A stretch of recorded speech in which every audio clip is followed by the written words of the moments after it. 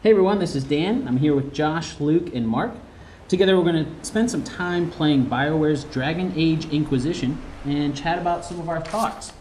So with that, let's jump right in. Josh, you want to talk to us about the environment modeling? Yeah, so like with Dragon Age Inquisition, the environment modeling is extremely expansive. We have lots of different areas that we can go to, and in each one of these areas it feels extremely unique in each one. So first of all, I'd like to just give a hand to all the modelers that took on just the environments themselves with all the different rocks, the different foliage pieces. I mean, look at that. There's a burnt tree there, and then there's regular foliage in the background. Kind of wondering if they had used Speed Tree to create these in that. Just a really tremendous job. And then look at all the different foliage pieces that are on the ground itself. You've got ferns, you've got just casual grass, just lots and lots of different pieces. And the way that they move is really incredible. Yeah, so to kind of add to that, they did use Speed Tree for this. I looked at their used Speed Tree along with Frostbite, Awesome. which is the same engine, EA's engine actually, used on Battlefield, Mass Effect, all those. Which really kind of speaks to the breadth of that engine itself, of being able to do something like Battlefield and then something like this. Yeah. Dragon Age is pretty impressive. Yeah, something that really strikes me about just even the ground textures, they do a great mixture of using texture and then actual rock assets, kind of breaking it up a little bit. But also on the ground textures, I think they're using displacement as well. So it kind of looks like those rocks are raised up off of the surface, and that's a displacement map. And actually we saw just a little bit of that popping in and out there.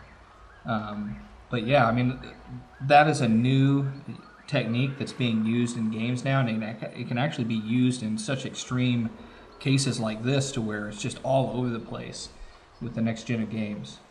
Yeah, you can see it up there in the rocks kind of going up in that path. Yeah, So just a little bit of super awesome. bump out there.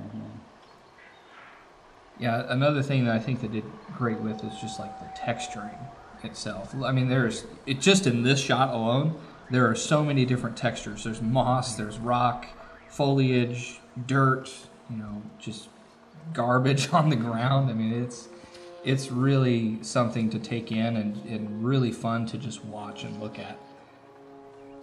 The stones there, for instance, I mean, it looks like you're pretty much looking at a photograph with those types of textures, the moss growing and the wet look to the underside of that cave that we're looking at right now. Mm-hmm. Yeah, I mean, you can even see the consistencies of the moss that's on the rocks is also on the trees too. So I mean, that's a really great attention to detail in there. Yeah, it's a good point. And with the shininess, the little speck there, I never really noticed anywhere that seemed like there was too much. It seems like in a lot of games that I've played lately, there's a lot of speck here and there. Yeah. I think they did a really good job of using it in areas where, like this, where it's going to be wet, but not overusing it on everything. Yeah, like that little statue back there, I would never have thought to put that in.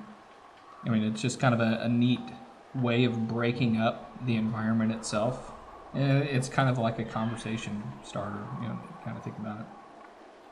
Yeah, there's a lot of, as I was going around all the different worlds and stuff, there's a lot of little tiny campsites that you'll come across. There's usually not much to do there, maybe read a parchment or something, but I really liked that they went to that extra little level of detail to make the whole world feel like it was lived in and not just this expansive wilderness that nobody else has ever been to. Right. All right, so like in this area, I want to talk about the level design and the gameplay here. So what's really cool about this area is that the water is part of the gameplay. And so if you start splashing through water, it's going to actually attract the undead. And so they'll start spawning up out of the water. You may have to go to the large lake there, like to your left there. And so as you start tromping through that, you'll see enemies start popping up on your screen there. And so that's a really cool way of directing the player. And it's just a really great example of good level design to kind of break things up a little bit. I spent a lot of time in the water because I really thought it was fun to kind of beat these guys up and earn experience while we're going along. Also, something that's really great about this area is it's showing off the actual AI of the character. And so you get a lot of ranged undead in here, but you also get some warriors and things. And that was something that I really liked about Dragon Age, where the rangers, or the rogues, they had a specific purpose, which was to tick you off. Either stay far away and just shoot you with arrows, or in stealth and then stab you and then run away. And then you have the warriors, which just attacked you full on. And they kind of kept their focus, or your focus, on them. And then you had, of course, the mages, which just stood back and did lots and lots of damage. And so I found myself trying to take them out as quickly as possible. And then, like the tactical mode, I think if you press, I think it might be up on the D-pad. Well, no, I think it might be the big button in the middle. So this is like tactical mode, and this allows you to stop the battle and then control it from any person's perspective, and then you can give commands. I really like this, but there's a high learning curve to it. And then another thing that I would like is some sort of actions list. So that way I can say, all right, I want you to go here and then do this and then, you know, go on from there. I really couldn't. You had to advance time, wait for them to get there, and then stop it again. I mean, you could do it all here. You could advance time, and then once they get there, go from there. But I'm more hands-on. I like to get in with my player and, you know, tear things up. Like queue up different actions? Is that what you mean? Okay. Yeah. So I want to be able to tell them what to do, and then me go back to playing just like this. One of the challenges for environment modeling on an open world game like this is just the fact that you can really travel to any area that you see and be able to really see every environment piece from basically any angle. So they did a great job hiding any texture seams, and just the consistent geometry throughout was really great. They kept the consistency throughout the entire environment just all the same, so you don't see one rock that's a little bit lower resolution than the other thing. Everything is very consistent throughout. Yeah, there's going to have to be like a beefy, system to optimize all of this. I mean, it is an open world, and all of that has to exist with very little loading time. I don't remember a time where I was running through and it was like, oh, need to load for a second or anything like that. So I mean, it's a great optimization system that they have here to load assets in, and then to be able to see that far away. I mean, looking at those trees on the horizon, not the far horizon, because obviously that's going to be some sort of painting, but you're going to have trees off in the distance, off on that hill, that have to be rendered. And in something like this, that's a ton of foliage, and that's a lot of vertices to actually calculate. And this system is doing a really great job with all of that. So as you can see in this cutscene, some of the facial animation in the game. So as we play it out here, did you always know? You can watch the lip sync, and it's actually not matched up very well with the audio. In Kunadar, Krem would be an Akunathak. That's what we call someone born one gender but living like another. And Kunari don't treat. And you can also see that there's not much facial animation going on. The eyebrows aren't really moving, and when they do move, they're not really moving with the dialogue. So they're not moving at strategic points in the dialogue where he's raising his voice so his eyebrows might raise too. They're really just kind of moving just to keep the pixels moving on the face, and not really for any real reason to show motion in the character. The character modeling, I did notice a couple of facets and things like that on the armor. Like on his shoulder pieces there, you can see that little bit of that faceting there. It's not a real big issue, but it is noticeable on some pieces.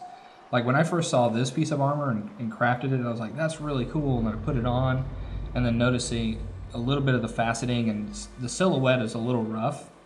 And I felt like it could have done just a little bit better on that. But again, you have lots and lots of different armor pieces that we have to account for, and so we have to be a little bit forgiving on things like that. Yeah, you also have a lot of modification issues that you run into where parts of the armor will, for instance, we see the penetration on the shield. You're going to run into that when you have a highly customizable character like we do in Dragon Age. Yeah, that's a good point. Yeah, which was one area that really impressed me was the amount of customization that you could do. Yeah. Just thinking about all the thought process that had to go into all the different pieces of armor and how they went together. Yeah, even like the weapons. I mean, you get to a point to where you're customizing the pommel, the hilt, different parts of it, and it's just really cool to see all of that come together and actually switch and change. And actually see the colors change and the abilities change based on the materials that you use. That's probably one of my favorite features in the game. What kind of animal is that? Just kind of just out in the water. And that water is really great because I mean, if you look at that, you notice it gets really clear up toward the shore, but then once you step out into it, it just gradually fades out. Did a great job of texturing the bottom there with the soot. You know, the fine granular sand along the bottom, and then you get the larger stuff across the top. Now, is that using flow mats? You know, I really don't know. It's using some sort of collision on those rocks. I don't know if it's an actual flow map, but it is using some sort of system to change the way that map is. The particle system itself could use a little work. I mean, kind of splashing up there like it's a raging river or something. It's not really the case. It's also evident when you're walking through the water at high speeds, the particles, the splash sprites are pretty rough in comparison to the overall quality of the rest of the water. Yeah. I mean, you can watch the rain drop on the river itself. You watch some of the particles hit it and kind of bounce up and stuff. Oh, there's your bear. So, I think character texturing, probably one of my favorite parts of this altogether. You know, I really liked all of the armor pieces, being able to change up the overall tint based on the materials that I used to create that armor.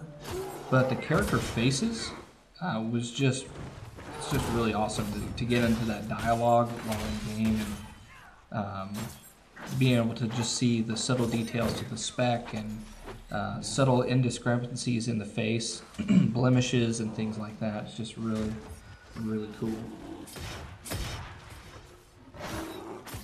Yeah, since as we're attacking this, I know one of the areas that you had pointed out, Mark, was in some of the animations.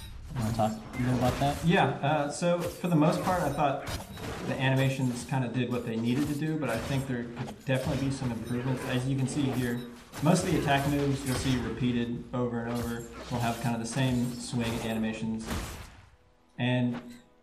But one of the things I did like was the fact that as you switch weapons between a sword or an axe, you'll actually swing differently for each weapon. So a great sword will swing differently than just regular one-handed sword. So I thought that was really well done.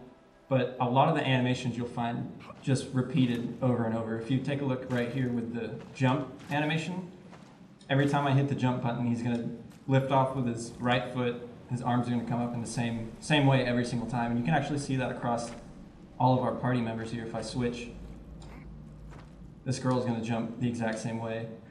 Same with this guy. So they definitely repeated a lot of the animations for all the characters. So that's something that I would like to see a little bit more variation on, but it's something that's definitely understandable because there's so much animation that does need to be created and you have all these different characters. Yeah, that comes from sharing the same rig. So, I mean, you have a male character who's got one rig, and then you've got a female character who has one rig. And then both of those are going to be similar in some way, and then they're going to share some of the same animations in that way. So it's kind of saving that time. Cool. All right, well, I'm sure we can go on and on talking about this game, but I think we should start to wrap this up. If you enjoyed this review, be sure to check out the Digital Tutors blog for more game reviews and resources for game artists. If you haven't yet, feel free to add us on Xbox Live or the PlayStation Network using the gamertag Digital Tutors. Thanks for watching.